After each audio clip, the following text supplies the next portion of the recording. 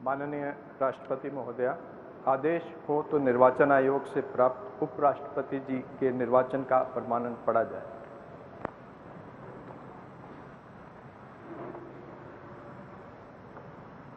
यतः भारत के संविधान के अनुच्छेद 324 द्वारा भारत के उपराष्ट्रपति के पद के निर्वाचन का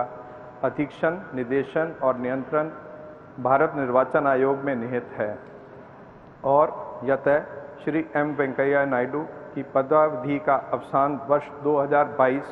के अगस्त मास के 10वें दिन तदनुसार शक संवत के वर्ष 1944 के श्रावण मास के 19वें दिन होने के लिए नियत है और यतः भारत के उपराष्ट्रपति के पद को भरने के लिए संविधान तथा राष्ट्रपतीय और उपराष्ट्रपतीय निर्वाचन अधिनियम 1952 के उपबंधों और तदधीन बनाए गए नियमों और आदेशों के अनुसार निर्वाचन करा लिया गया है तथा परिणाम घोषित कर दिया गया है। अब इसलिए भारत निर्वाचन आयोग एतद द्वारा प्रमाणित करता है कि श्री जगदीप धनखड़ वर्ष 2022 के अगस्त मास के 6वें दिन तदनुसार शक संवत के वर्ष 1944 के श्रावण मास के 15वें दिन भारत के उपराष्ट्रपति पद के लिए सम्यक रूप से निर्वाचित हो गए हैं।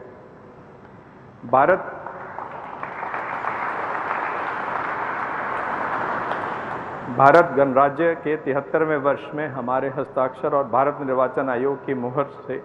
वर्ष 2022 के अगस्त मास के इस 6वें दिन तदनुसार शक संवत के वर्ष 1944 के श्रावण मास के 15वें दिन प्रदत्त किया गया।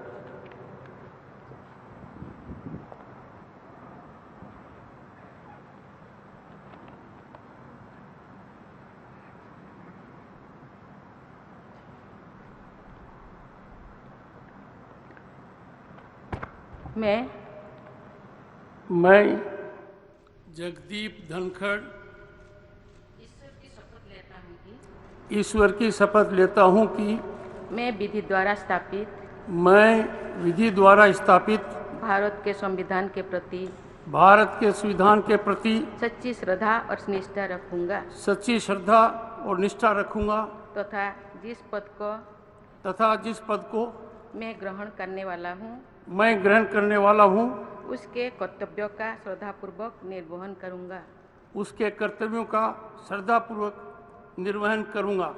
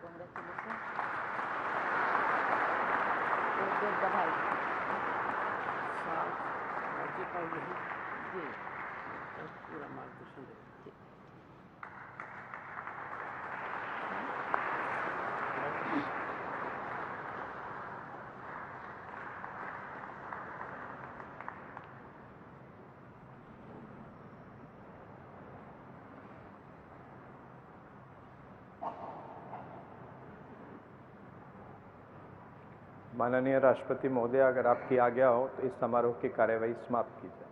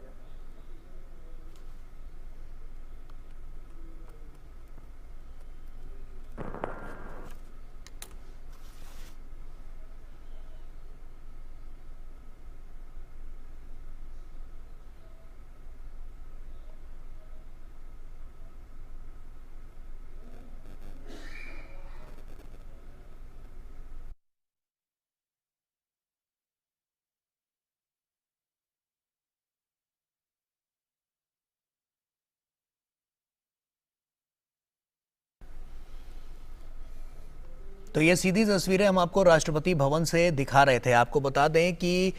देश के 14वें उपराष्ट्रपति बने हैं